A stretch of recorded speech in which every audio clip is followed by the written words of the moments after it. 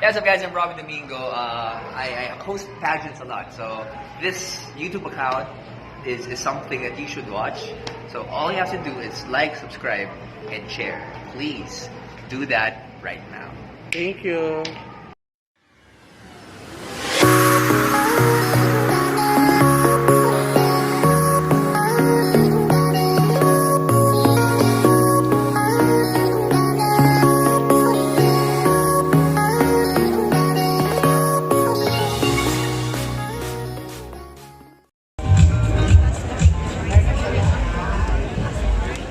Maayong gabi kananyong tanan. In the name of the Chief Executive of the Province of Negros Oriental, the Honorable Roel Ragay Digami, I welcome all of you to this first presentation of Gandang NegOrense during the Buglasan. The theme of the celebration this year is Negros Oriental, the landscape of opportunities. LGBT is recognized in the world today.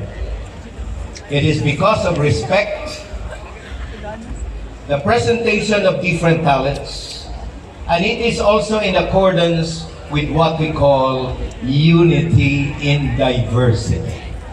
We have different opinions. We have diverse personalities. But as people of Negros Oriental, we are one.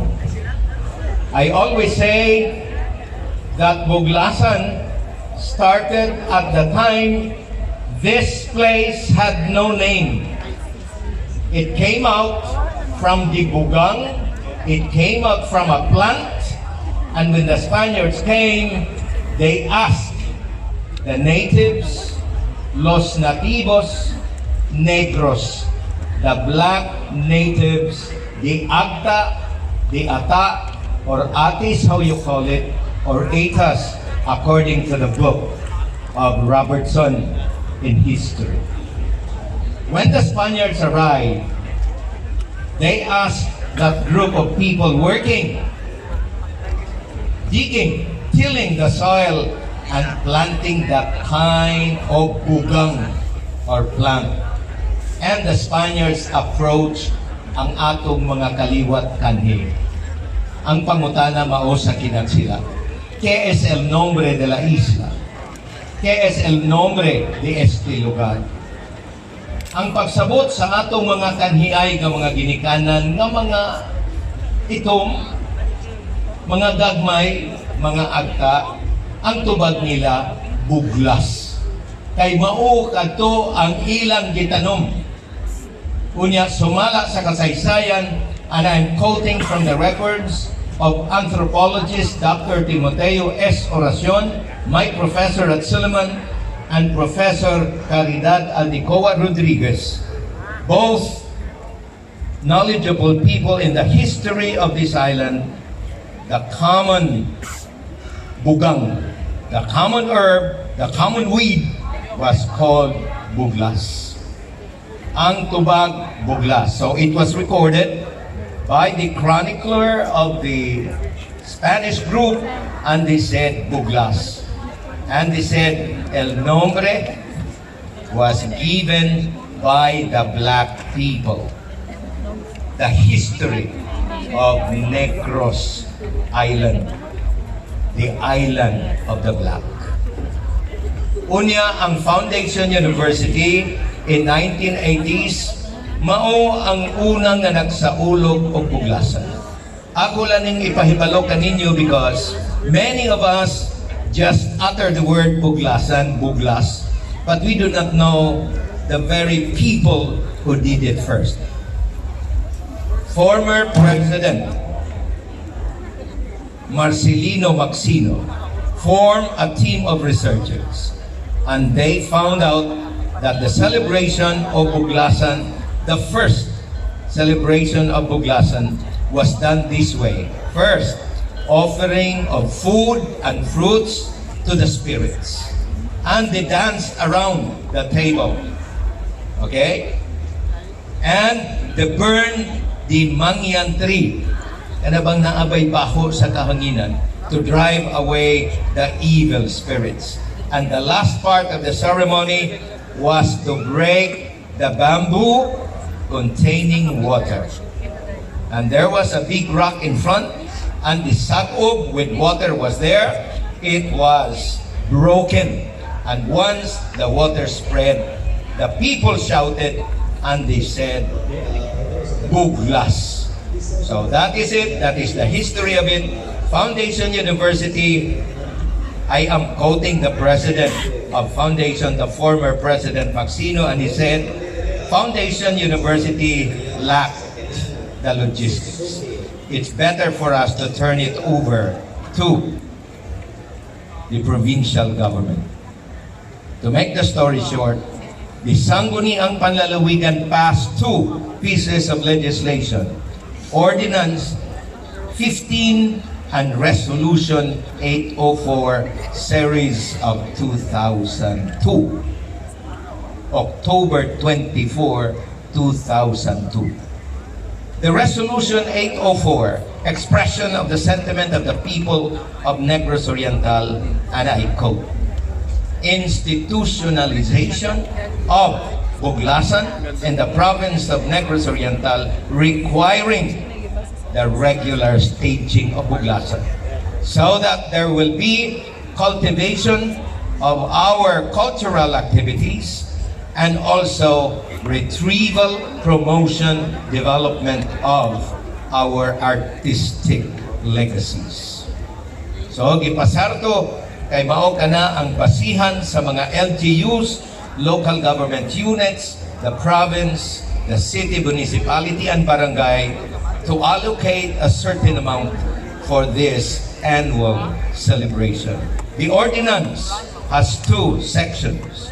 Ordinance 15 says, Buglasan is the official provincial festival of Negros Oriental. Two, it will be celebrated in the month of October. Unya, gahisgot mi ni atong usang adlaw with Governor Digamo on possibility of transferring the date. Pero akong giingnan si Governor nakabasa man tas mga balita, because of climate change, we cannot predict the weather. True. Because of climate change, we cannot predict the weather. If ever we change the date of the celebration, og manaan na po niya'y bagyo, manaan na po niya'y ulan, because weather can never be predicted. Bisan og tag-init, muulan naman. So to make the story short, we continue to celebrate, and I'm telling you ahead, one thing. In 2020, next year, there will be some beginning of transformation of this Freedom Park. We will make this on phase 1. And it is already published in the Facebook, because the governor has decided that there should be a place like park in Manila, like Luneta, where people can gather, old and young gather, and there will be trees, there will be flowers, and so on and so forth. That's phase 1 in 2020. There is already an amount, and after that will be phases 2 and 3. Look at the capital. Daghang mga taong wala na kahibaloan na. Pag adto niya nito, magparitrato mo, basaha ang atubangan sa Kapitolyo. Look at the facade of the Capitol building. It is stated, the government of Oriental Negros. It is not the government of Negros Oriental. What's the difference, sir? The answer is on the side, because that building was constructed in 1924 by the Americans, and that was a very strong influence of America. And in the English language, adjective precedes the noun. So, Oriental Negros na. Pero ang sa Balaod is Negros Oriental. Welcome to Gandang NegOrense 2019.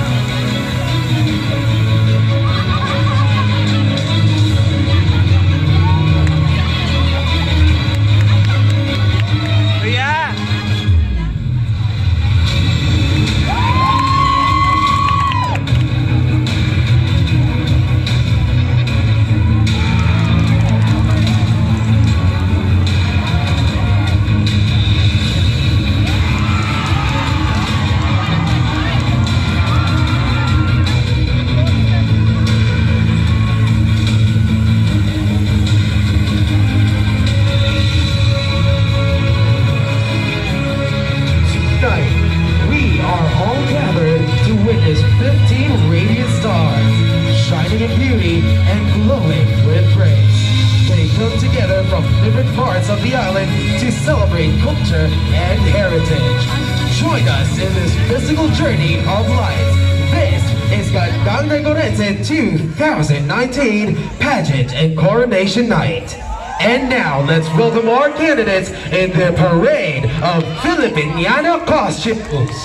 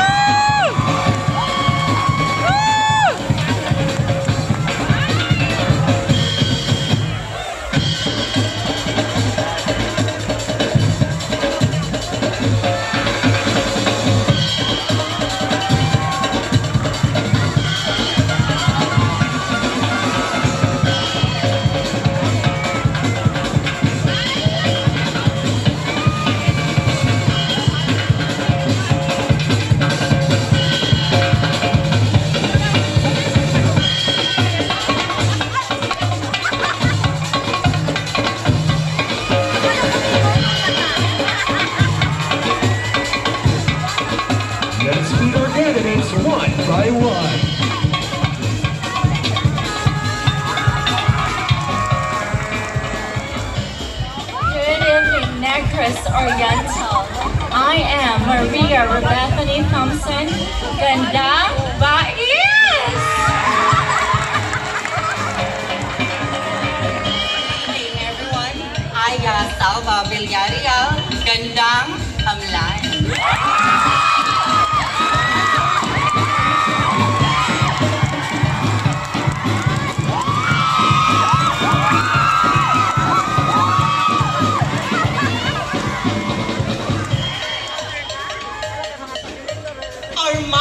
Mandex Batchansila at Dikoy Jr. Gandang Tanhay City!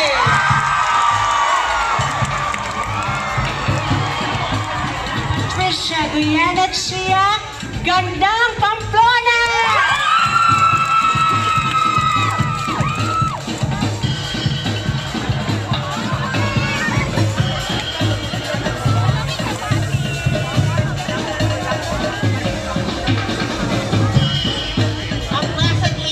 Everyone, I am Jackie Almendras, your Gandang Zawagina!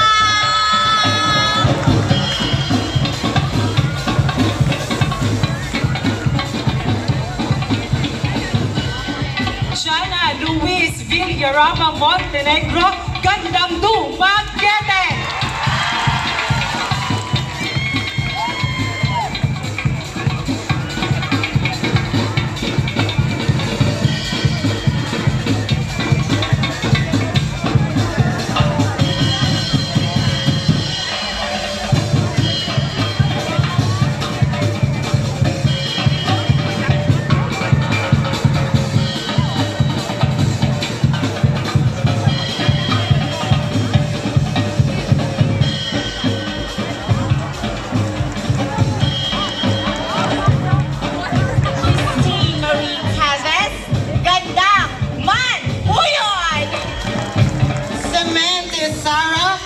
Gandang Mabinay!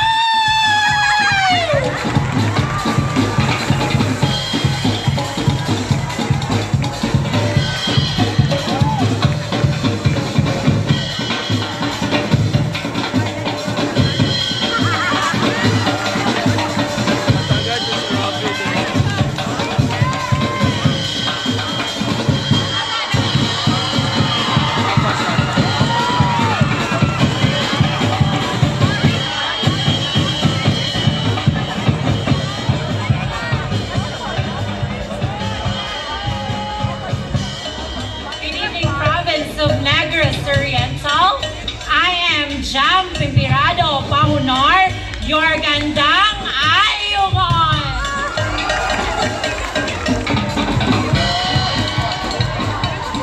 A wonderful evening to each and everyone.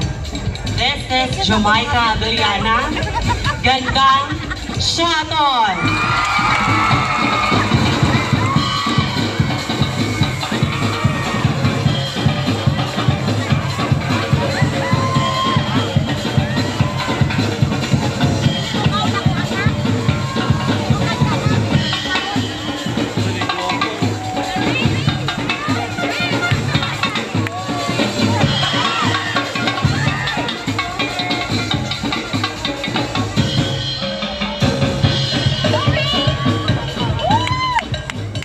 Majestic evening to each and everyone. I am Linver Cabalida Valiaster, Gandang Gihulngan.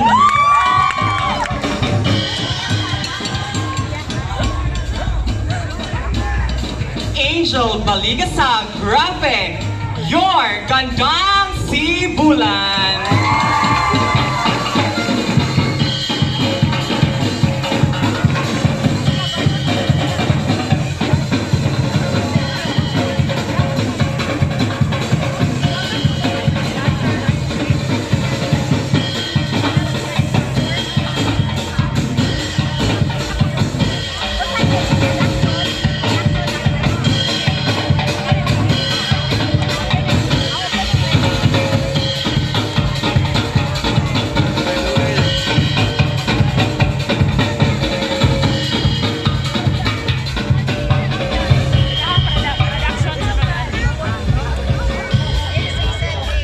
Maayong gabi kaninyong tanan. My name is Kai Pintor Ventula, your Gandang Bakong!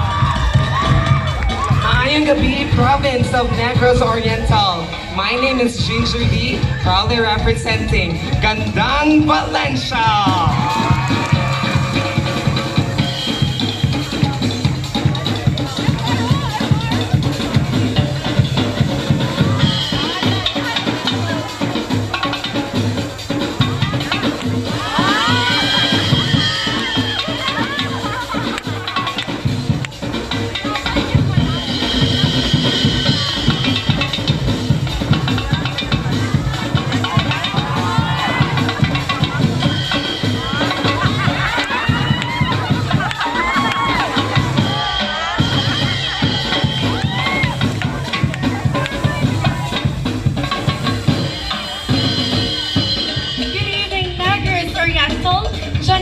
Francisco Silorio, Gandang, San Jose.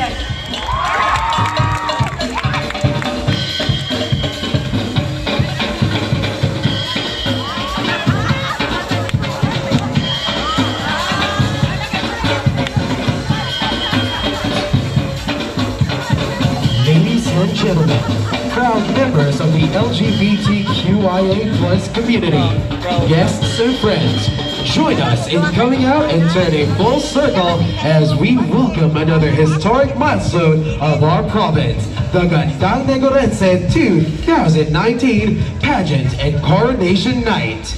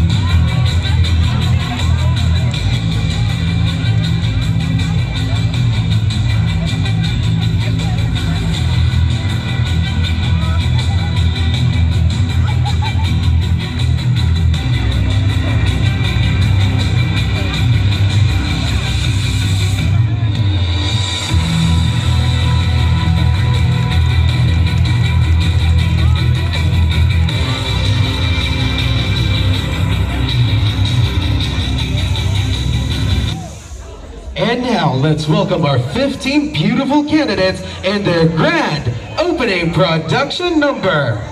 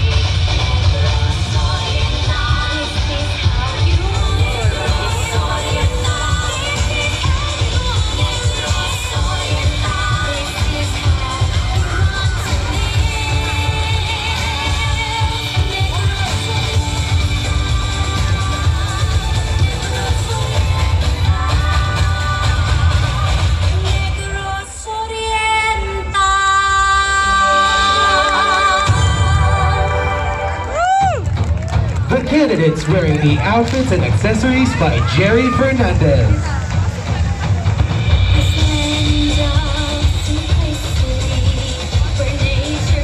Ladies and gentlemen, your host for tonight, a stage personality and a premier all events host, Dan Torres. Ladies and gentlemen, good evening, Negros Oriental!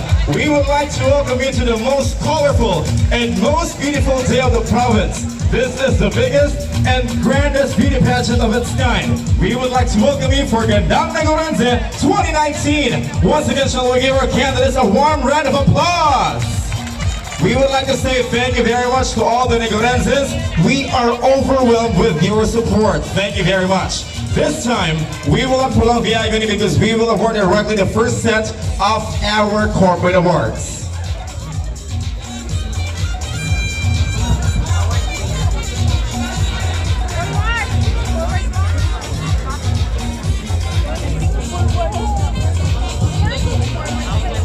All right, ladies and gentlemen, our first award for tonight is the Miss Professionalism.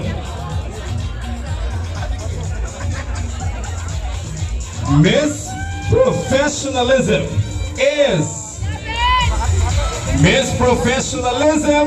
is Gandang Pamplona.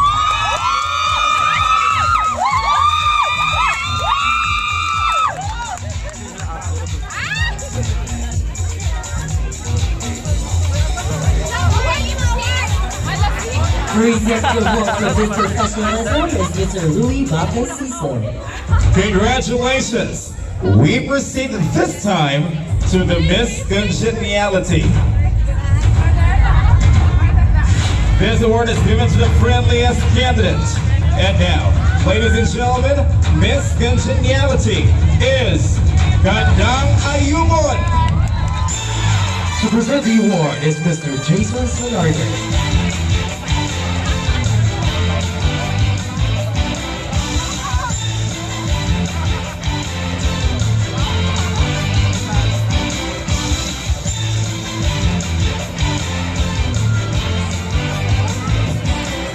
Let's proceed now to the Miss Photogenic.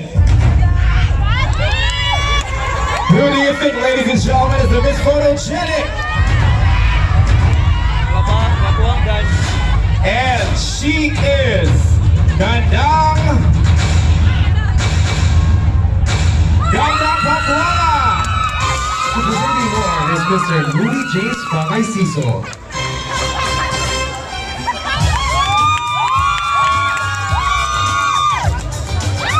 Next award, ladies and gentlemen, is the Darling of the Press. To present the award is Mr. Jason Salarde. Ladies and gentlemen, Darling of the Press is Gandang. She is Gandang Pais.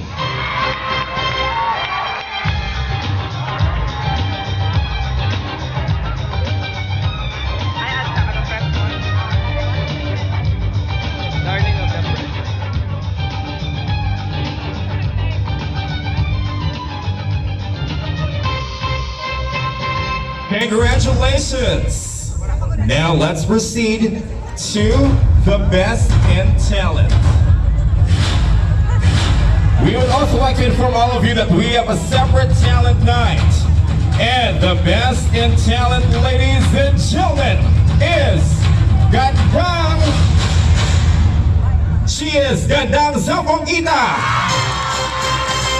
To present the award is Mr. Louis James Siso.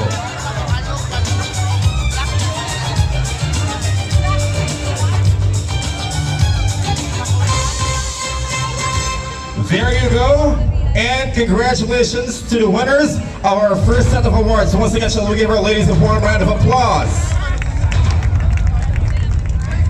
Thank you very much. And we will see more of them, ladies and gentlemen, in a bit.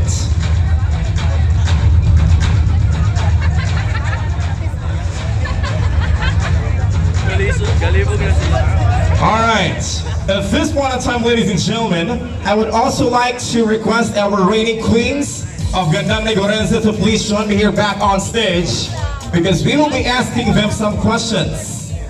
It's been 10 years since they were crowned, and it's very good to have them back here in Negros Oriental stage.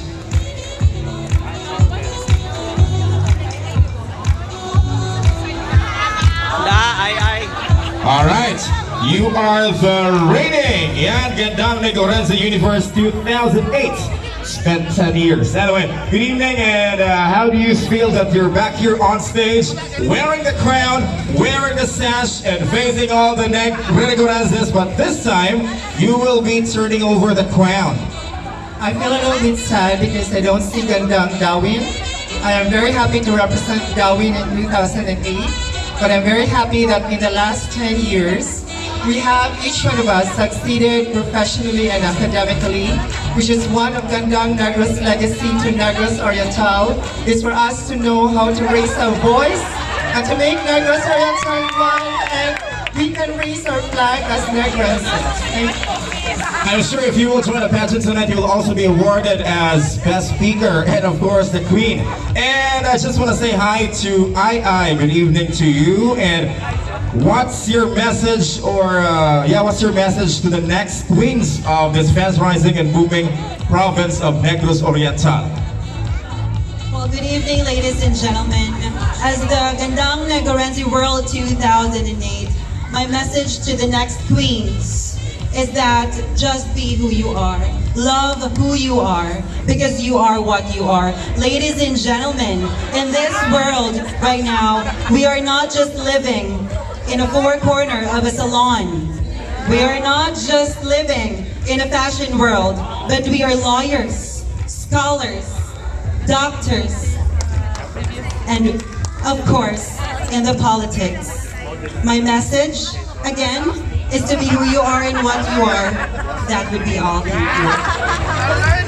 you. Here we go, and I just want to ask this beautiful lady here. Anyway, from 2008, the day that you were crowned as Gandang NegOrense International, were you able to join a pageant of this kind from 2008 up until the present? Yes, I was crowned as Gandang NegOrense. That was 2010. I was crowned as Gandang Amlan in 2009. And I think that's it. Hey, thank you very much. And here's a good friend of mine from Tanhai, and it's very good to see you here. She actually owns a gown and fashion boutique in our city of Tanhai. And by the way, what was your and still your advocacy for all the transgender beauties who are joining the pageants like this? As a Gandang NegOrense, as a Gandang NegOrense tourism, my advocate is to embrace beauty and to promote diversity to all types of gender. Thank you very much, Glee.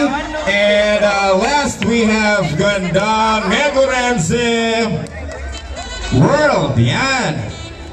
Earth, I'm so sorry. Anyway, please greet na lang all the NegOrenses who are supporting transgenders and who are supporting all the events of Buglasan. Good evening to each and everyone. Thank you for watching.